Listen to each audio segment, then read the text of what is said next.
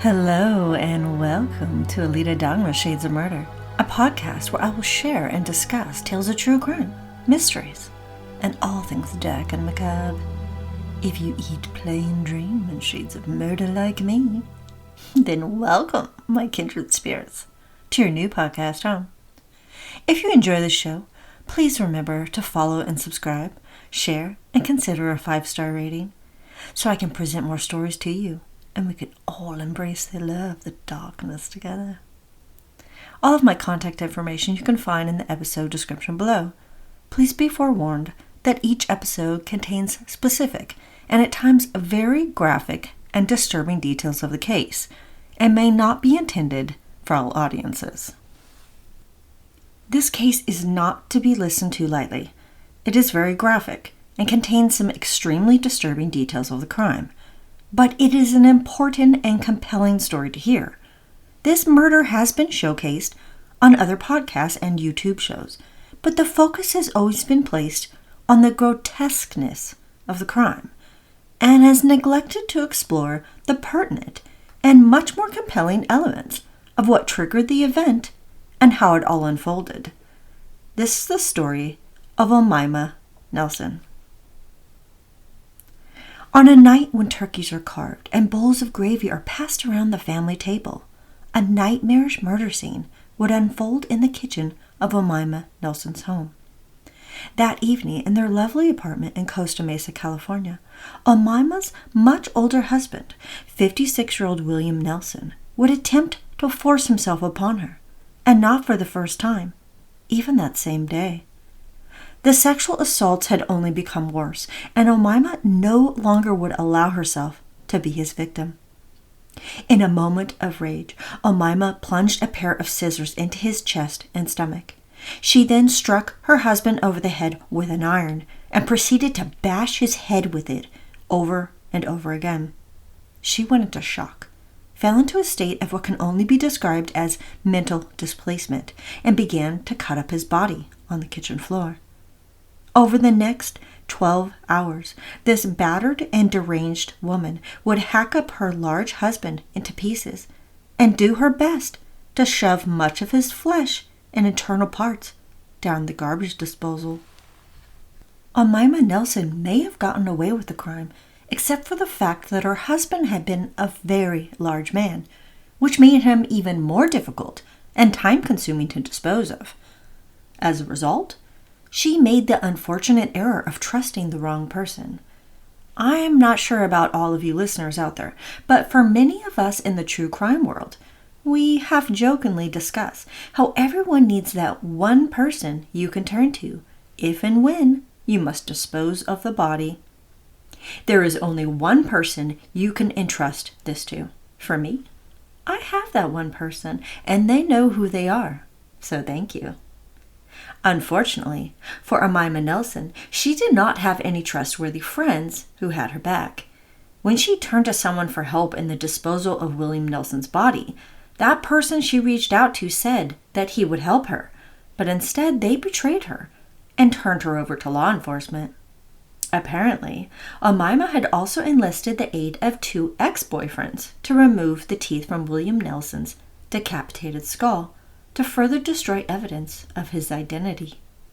When this phone call led homicide investigators to Omaima Nelson's door, they found on the front seat of her dead husband's red Corvette, which she had been driving around town in, several black trash bags filled with various body parts. The detectives at the scene were shocked and horrified by the discovery of human organs in the vehicle. Upon entry to their apartment, they were stunned and not prepared for the nightmarish scene inside.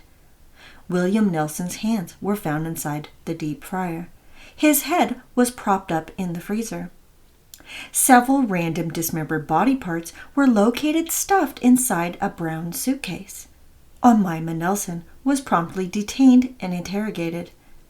The next morning, on December 3rd, 1991, she was arrested and held on a $250,000 bail, while investigators tried to piece together the crime. A little over a year later, Omaima Nelson, who was only 23 years old at the time of the offense, would at last take the stand. I can only imagine how taken back the jurors were at the beautiful young woman who was a model and former nanny who had committed this horrific crime. Once she was given the chance to tell her story, Omaima Nelson confessed to stabbing and bludgeoning her new husband in a desperate attempt to prevent him from raping her. She was not going to allow herself to be sexually assaulted by him again, and she picked up a pair of scissors and stabbed her husband with them, over and over again.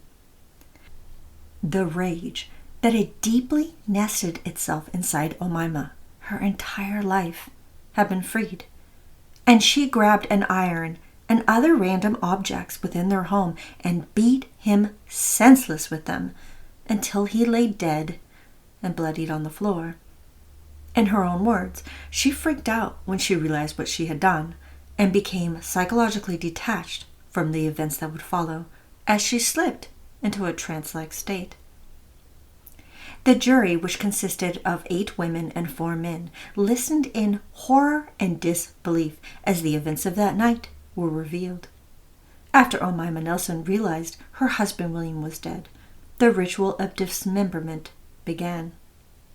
She chopped off his hands and then boiled them in a pot on the stove in oil with the purpose of removing any fingerprints. The victim's torso had been skinned, also referred to as flayed. Omaima openly admitted to how she had cooked her husband's head and placed it inside their freezer so she could more easily pull out his teeth. Using leftovers from their Thanksgiving meal the day before, she blended in parts of his body with the turkey and stuffing, went to the apartment complex's trash bin, and hid them there inside a bag. Omaima Nelson also confessed to having castrated her husband William Nelson in vengeance for his vicious sexual attacks. One of her neighbors testified to hearing the repetitive sounds of chopping and the grinding of their garbage disposal all throughout the night. The investigators of the crime scene found various remains of William Nelson's corpse stuffed into garbage bags in the apartment's trash bin, as Omaima had confessed to, but reported that some parts of him were never recovered. Understandably, the jurors and the foreman were quite disturbed and traumatized by the graphic images of the man's body, or shall I say, the pieces of the man's body they were forced to look at as evidence. Her psychiatrist, Dr. David J. Scheffner, diagnosed Omaima Nelson as a psychotic, and that in his 20 years of practice, he had never encountered such a bizarre and psychotic offender.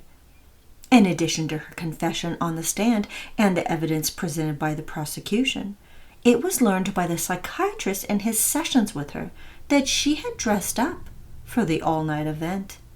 Allegedly, according to the defendant, she put on red high heels, wore a red hat, and painted her lips in red for the ritual of the dismemberment and disposal of her husband's body.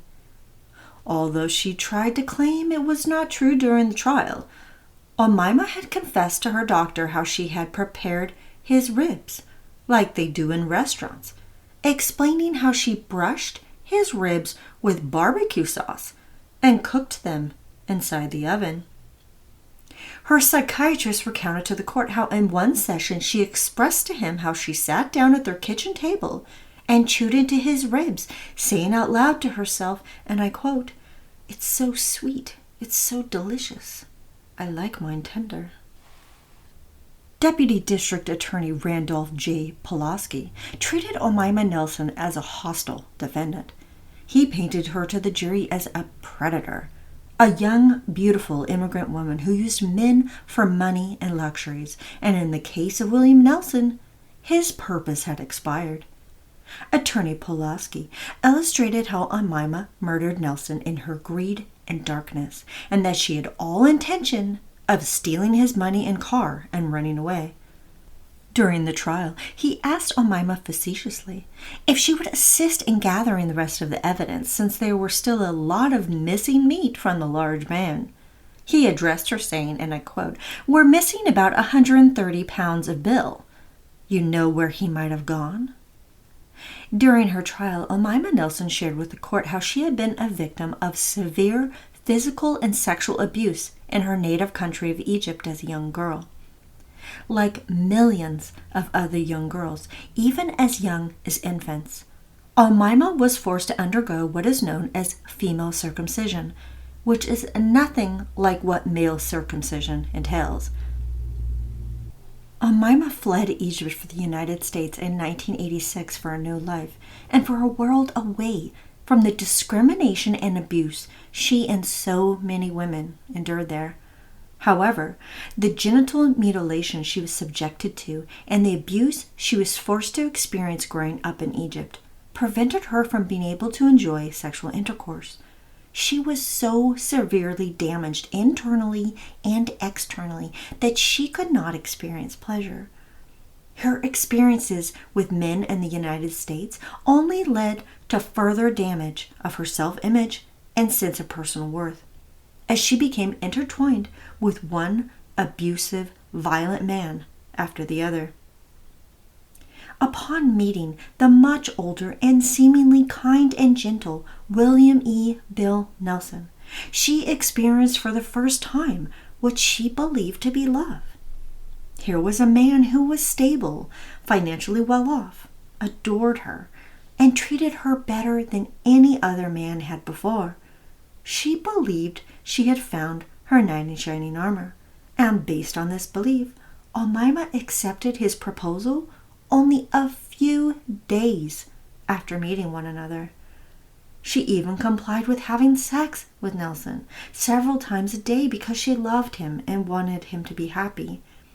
But according to Omaima, the gentleman and William Nelson did not last long.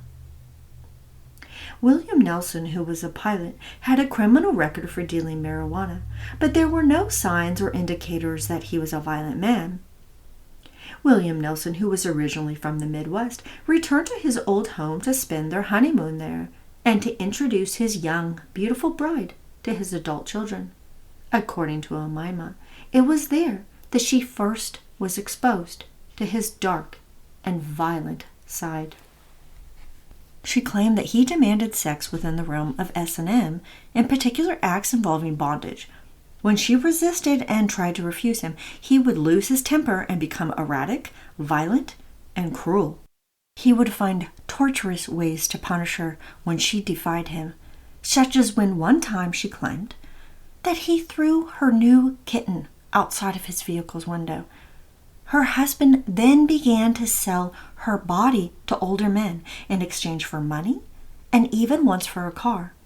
Omaima said that her husband saw her as his property and that he told her, and I quote, "I paid for you. I'm getting what I paid for." She claimed that he threatened to abandon her in the desert and that if she did not do as he pleased, he would report her to the authorities and say she was a Mexican prostitute. She said that she stayed with him because he would sincerely apologize after the abuse, and she was scared of what he would do to her if she actually left. He raped and beat her multiple times on one particular occasion when she told him she was done with his abuse and was leaving him. It was on such an occasion during Thanksgiving in 1991 when her husband forced himself upon her that Omaima Nelson had had enough. The prosecution did their best to present Omaima Nelson as a monster, and even made a fictional comparison of her to that of Hannibal Lecter. I find the prosecution even being allowed to compare her to a fictional character in a film laughable, offensive, and really should not be permitted in a court of law. I mean, talk about sensationalizing the court trial and not sticking to the evidence. Omaima Nelson, by all accounts, was mentally ill, psychologically broken, and very likely deserved the diagnosis of a psychotic. But was she psychotic in the sense of a Hannibal Lecter-like character? No. She was uneducated, a female immigrant who had suffered unimaginable amounts of sexual and physical abuse, was emotionally damaged, and did what she had to in order to survive in a new world. They said she was a liar, that she was not a survivor or victim of abuse, and that William Nelson was the true victim, pointing out the evidence that his ankles had been bound during the attack. Although this is an interesting element of the evidence. First of all, we already know they were engaged in S&M practice. Secondly, I wonder how they determined this to be true. Had his ankles been discovered in the garbage bags to which the autopsy showed there to be signs of binding, like ligature marks found on wrists or around the neck? Omaima Nelson also had a previous and quite extensive criminal record, which was reflective of her unhinged mental state, but nevertheless did not help her already aggravated murder case. She was first convicted on 2 counts of auto theft and shoplifting on December 10, 1987. Less than 2 years later, she was charged with a hit and run for property damage, more shoplifting, and assault and battery of a security officer whom she bit. Then in early 1990, she was arrested for a DUI, then driving without a license that June, and in November of that year, assault with a firearm.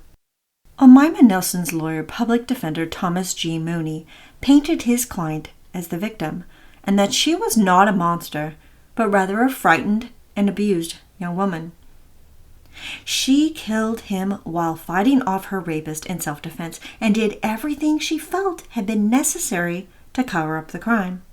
The defense attorney and the testimony offered by Omaima herself did not sway the jury into believing she was innocent of the crime based on self-defense, especially considering the horrifying and grotesque details of the homicide and concealment of his death. Over 6 days, the Orange County Superior Court jury deliberated. The defendant must have induced enough sympathy and lack of sound mind, though, because they could not agree on her committing premeditated first-degree murder. Omaima Nelson was acquitted of the first-degree murder charge. Instead, the jury returned with a conviction of second-degree murder, which held a maximum sentence of 25 years imprisonment.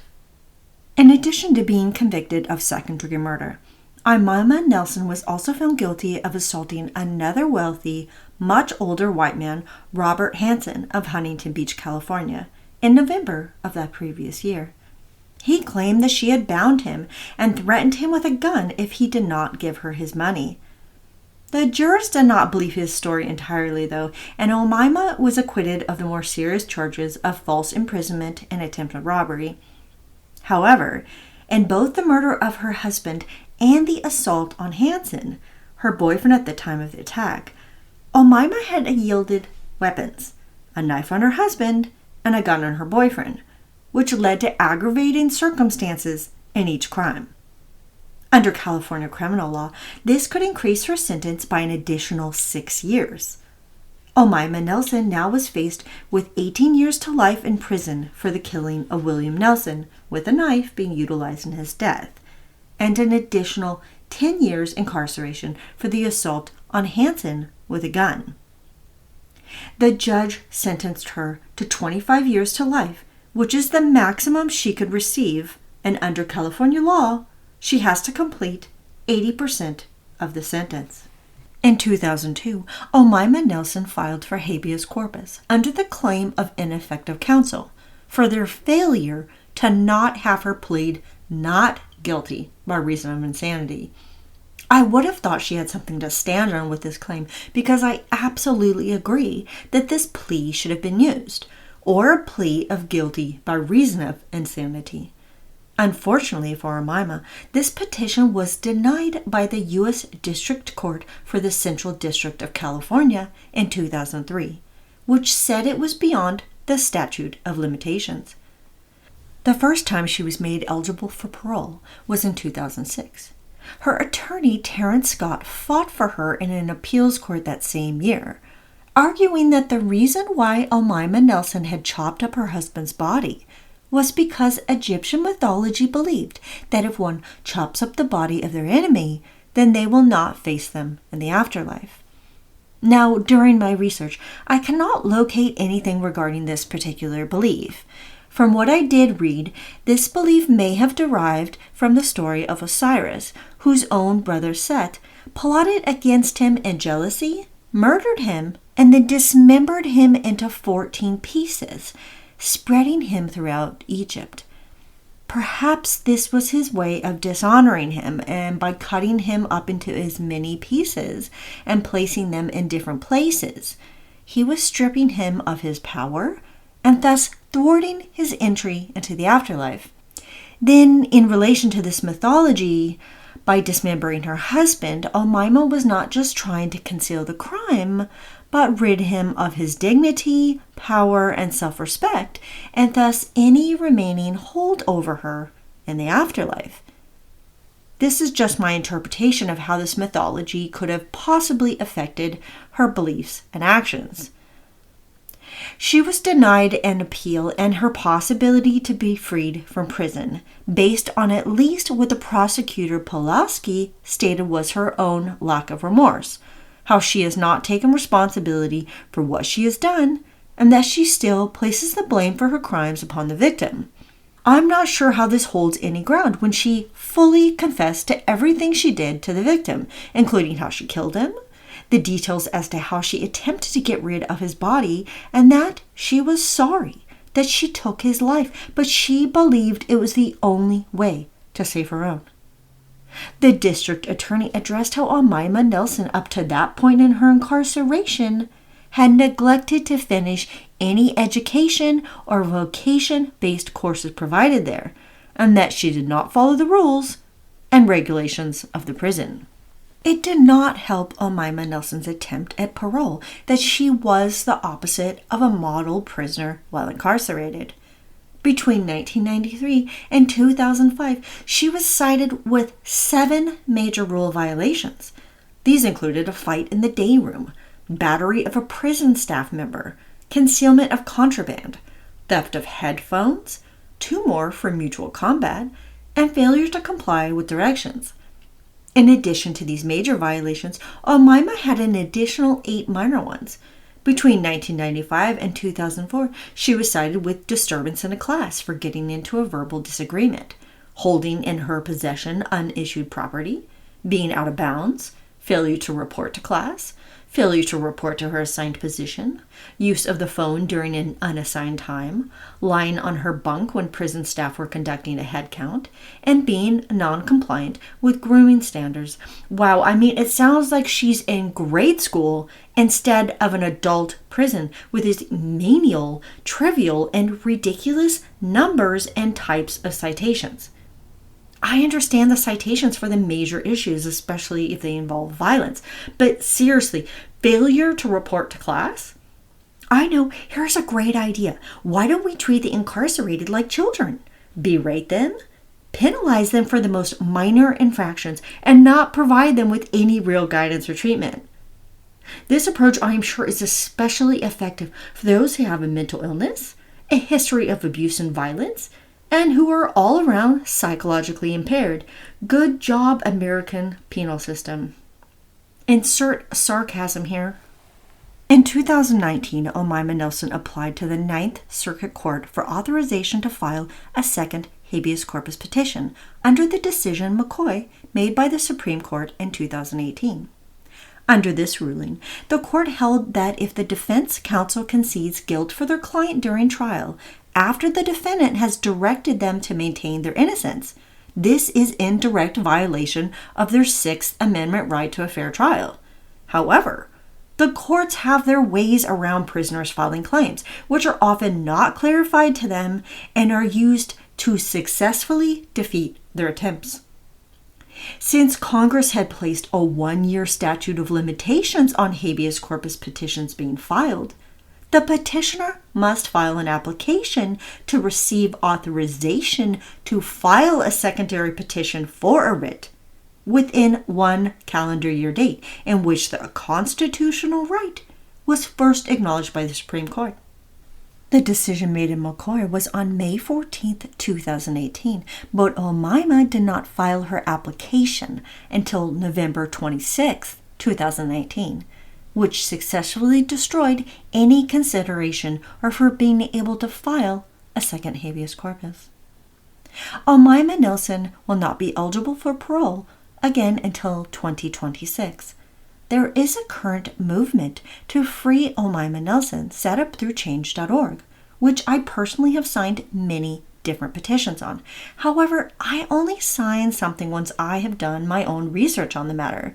It may be obvious to say, but I think it is very important that we all do our own due diligence before placing support behind a convicted criminal who could still pose a potentially serious threat to others in society. Really, any social or political petition should be looked at very closely and not take the word of another person or website. In the case of Omaima Nelson, according to reports, she has not only been a model prisoner while incarcerated, no pun intended, but has done everything to rehabilitate and better herself during her time there. She currently resides at the Central California Women's Facility in Chowchilla, California. It would be almost too easy to label this horrifying story as one that is merely committed by a psychotic and to only focus on the disgusting details, which I think skips over the most important and the most interesting elements of this case. This young woman was a victim of violence and sexual abuse her entire life. From a tender age, she was sexually mutilated to be assimilated into an archaic and brutal belief system regarding the purpose and value of women in her culture. She was marked for life, damned to never experience real physical pleasure, and was taught very early on, because it was, that it was men who caused this suffering. Female genital mutilation is a widespread practice across most nations in Africa, many in the Middle East, and some in Asia. Some may claim it to be a tradition and not something that our Western cultures should interfere in, but nothing could be further from the truth. For centuries, this external cutting, whether partial or total removal of a female's genitalia, the sealing and stitching up of part of their vagina, or a combination, has been done with the mistaken belief that is necessary for reasons of chaste, religion, and hygiene. It has also been utilized as a tool to eliminate a woman's sexual pleasure. From as old as 15 to as young as infants, girls are subjected to this brutal and cruel tradition. More than 200 million girls and women have been forced to endure this mutilation, and oftentimes it causes severe health complications. Please understand that these procedures are carried out often by a non-medical professional, and they are not for any reason based on legitimate health care. In fact, the cost of the fallout of female genital mutilation is over $1 billion. Not only does female genital mutilation induce zero benefits to the recipient, but it causes severe bleeding, trouble with urination, cysts and infections, increases the difficulty of carrying a baby later on, and increases the chances that a child will be stillborn. They also have caused hemorrhages and death. Research indicates that the long-term psychological effects female genital mutilation has on its victims can be very serious and often debilitating. One study reported that a sixth of circumcised immigrant women exhibit thresholds that surpass those of PTSD, and a third of them suffer from severe degrees of depression and anxiety. The trauma and brutality these women were forced to endure, especially at such a young and vulnerable age, increases their chances for substance abuse and a wide range of mental health issues. It seems completely insane why and how this continues to go on. But since it is perceived as a social norm and totally accepted by the cultures who practice it, it has not been easily eradicated. This is a human rights violation, an exercise of female discrimination at its most extreme, and there are many organizations, with WHO at its forefront, who are committed to spreading education about this practice, helping those who are subjected to it and those who help to perpetuate it understand the extreme damage they are inflicting upon females. Unfortunately, at the time of Omaima's female genital mutilation, there was not a global movement against this practice. She was a victim at a young age of this brutal act, which inflicted unmeasurable amounts of harm upon her body, her psyche, and her spirit. Understandably, I think she hated men and wanted to get as much as she could out of them, since thanks to the patriarchal forces in her own country, her capability for real pleasure had been severely minimized, if not completely absent from her life. Just imagine that. This happens to countless girls and women in these nations, which most of the world turns a blind eye to. This is not about cultural differences. This is about minimizing the female purpose and value in these cultures. They are not allowed to be educated, not allowed to express themselves, not allowed to pursue their dreams, and are not permitted to have pleasure. Their existence is solely to serve that of the men in society. And most of the women who have been subjected to this abuse and discrimination for so long that it is difficult, if not impossible, for them to even understand how wrong, how dangerous, and permanently damaging this is. I don't blame Omaima Nelson one bit for hating men, having such deep resentment and rage toward them for the abuse and exploitation she continued to suffer from when she came to a country that she believed would be her salvation, her escape from her past. It is of little surprise, after she was pushed to the edge too many times, that she snapped. The other equally important and intriguing element of this case is her confession that she ate part of her dead husband, which she attempted to withdraw later on. It is easy to be revolted, even nauseated by the act of cannibalism, and trust me, the thought of eating a human being is both of those things, but it is important to have some insight into the history of this taboo subject to understand the offender and her actions. The act of cannibalism has been presented one-sidedly in most discussions and in media presentations, true crime and fiction, because it is unthinkable, disgusting, and hard to conceive of doing, even under the most severe of circumstances, that being starvation. Although it is very rare for societies to practice it in modern times, there are some cultures that still do. The act of cannibalism has not been a popular school of research and historically was often suppressed by those of the Western world, in particular by missionaries and agents of colonialism.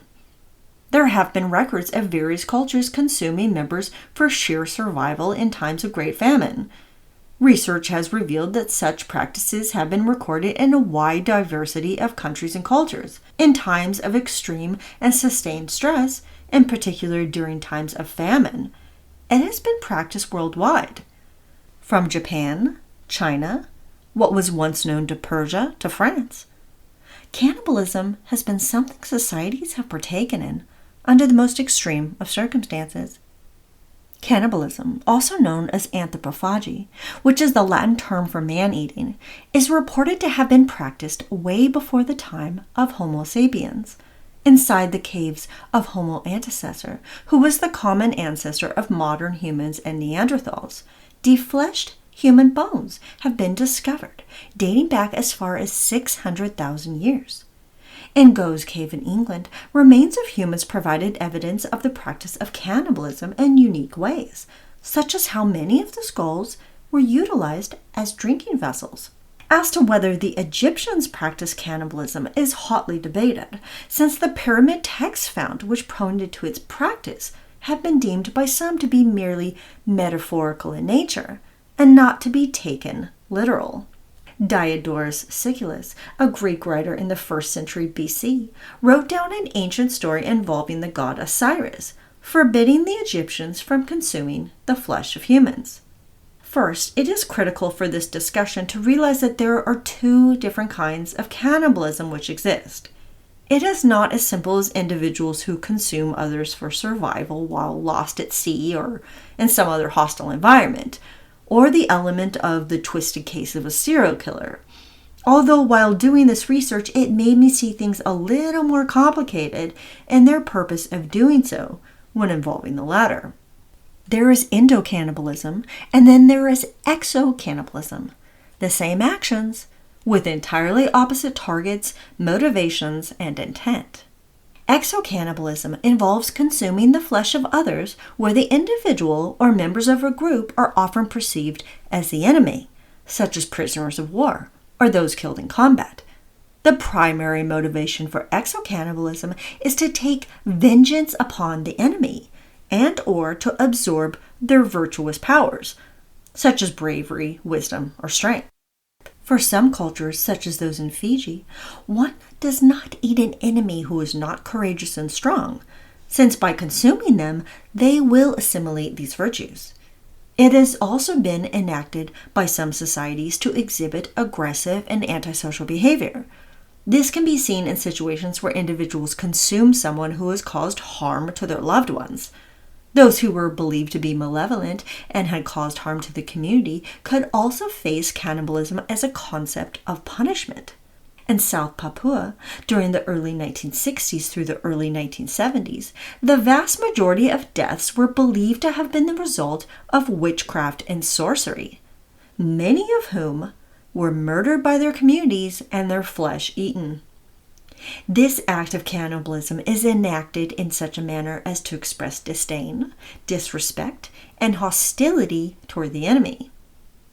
Contrary to this practice believed to have stopped centuries ago, various documentation, such as the case in Papua New Guinea, has proven otherwise. It was documented by Médecins Sans Frontières, which is an international medical charity, how soldiers in Liberia in the 1980s participating in what were known to be ritualized feasts. This ritual cannibalism is rooted in the purpose of drawing in physical and spiritual powers through the consumption of human flesh. It also serves the purpose of terrifying the enemy. For the children who served in Joseph Kony's infamous army in Uganda, the practice of exocannibalism was used as a ritual to initiate a boy becoming a man.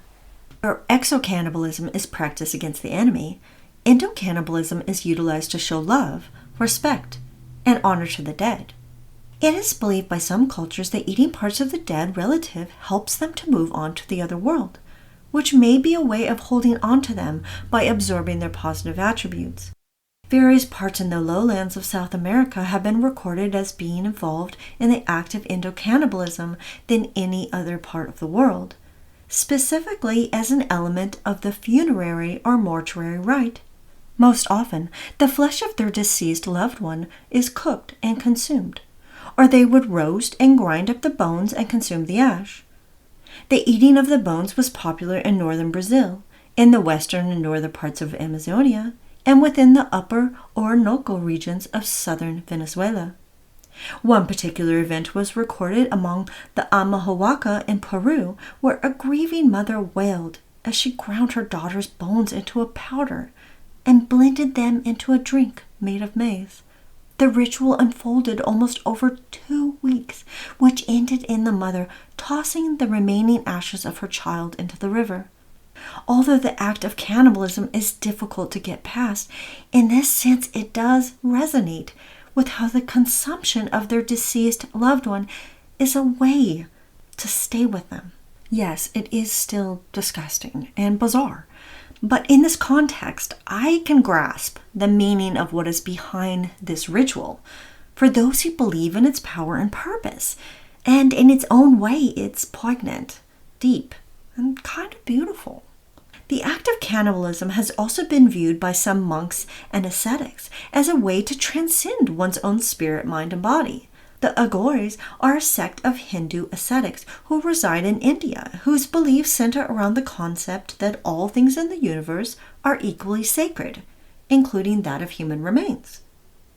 Through the actions of holding and caressing the bodies of the deceased and consuming human flesh, their goal is to move beyond the parameters and categories that humans have strictly labeled as being natural and reach a state of nirvana in the process. During the 1500s, the Tibetan monks consumed what were referred to as pills of flesh.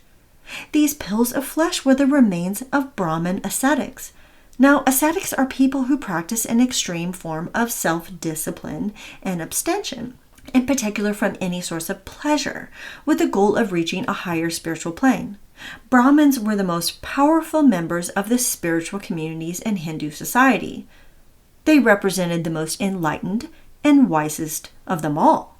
The consumption of spiritual and intellectual elites was perceived as the ultimate source of transcendence. There was strong documentation of this practice whose primary purpose was to create a bridge between the recipient of the flesh pill and the spiritual leader whom they consumed. Viewed through these unique and deeply meaningful cultural experiences, one can begin to see how cannibalism is perceived as food for the spirit, mind, and body. Interest in practices and cannibalism in the Western world had its origins in an unusual place. Known for its healing powers, Omaima is a highly praised substance that is exclusively located on a single mountainside in Persia. Its name is derived from the local word for wax. This mum was utilized in a wide range of medicinal purposes, and in the Arabic world was known for being an invaluable and very costly substance. The problem happened, as it often does, when Western Europeans, upon their initial exposure to the Islamic world, mistranslated the text for Omaima. Translators during the 11th and 12th centuries incorrectly identified Omaima as a substance that was derived from the mummified bodies within Egyptian tombs. Due to this poor translation and thus complete misinterpretation of the text, medical cannibalism in Europe was practiced by the elite especially for many generations in medieval Europe. This led to the creation of many different beliefs surrounding the substance and how it could help heal. From the blood of gladiators healing epilepsy to human fat mixed into homeopathic medicines, it was used to help headaches, to prevent heart attacks, anything imaginable. During this time, it was popularly documented how individuals were raiding Egyptian tombs and stealing their contents from pottery to the jewels hidden inside. However, there were also those who were stealing the mummies themselves and stealing them for high profits. The demand grossly outweighed the resources available, which led to body snatchers and immoral tradesmen stealing fresh corpses of the executed, the enslaved, and others and transforming them into mummies. One record of this described how a body snatcher would take the body of a person who had been hanged, embalm the body with salt and drugs, dry it inside an oven, and grind the remains or ash them into powder, which apothecaries would purchase to create home remedies. During the Victorian era, the craze for all things Egyptian was so huge that unwrapping mummies was an actual event inside some lecture halls, at hospitals, or even unveiled at exclusive gatherings inside private homes. Can you even imagine being invited to such an event? I mean, it would have been surreal, amazing, full of wonder and mystique, and creepy and terrifying all at once, not to mention the whole unwrapping of a mummy thing, which is beyond dishonorable and I would think would not be the best energy to leave around. What do you think about Omaima Nelson and the motivations behind this horrific crime? Not on any level am I condoning her actions because she committed an absolutely vile act of murder. However, I think, no pun intended, that dissecting the pieces of her life and viewing her behavior on a deeper and multi-layered level, as I hope I have succeeded in doing with this episode, helps to see her and her crimes on a different, more compelling level. She was not just a murderer. She was not just a cannibal. She was a terrified, brutally traumatized woman who snapped in the truest and most simple sense of the word. Do I believe she has redeemed and progressed enough to be free? I personally do not believe that it would be wise to let her back into society, but I don't necessarily think she should be locked up in prison the rest of her days either, nor should she ever have been. Omaima Nelson is a prime example of an individual who should have pled guilty by reason of insanity and spent the rest of her life at a mental health facility. Who knows? Maybe if her defense attorney and our criminal justice system had done their job better, then she would have received the mental health treatment she desperately needed and deserved even before these events, and this murder would never have happened. What are your thoughts on Omaima Nelson? Do you think she was just a mad woman who killed and ate her husband? Or was she severely abused, a traumatized young woman who murdered, dismembered, and consumed parts of her victim so he no longer had power over her? Thank you so much for listening to this case. I appreciate each and every one of you, and I am beyond thrilled to be your host. Until next time, stay safe and watch out for shades of murder happening in the streets, next door, and especially inside your own home. Alitadogmasshadesofmurder Shades of Murder is created, researched, written, and edited by Alitadogma. Music courtesy of Pixabay by Ashot the Neliant.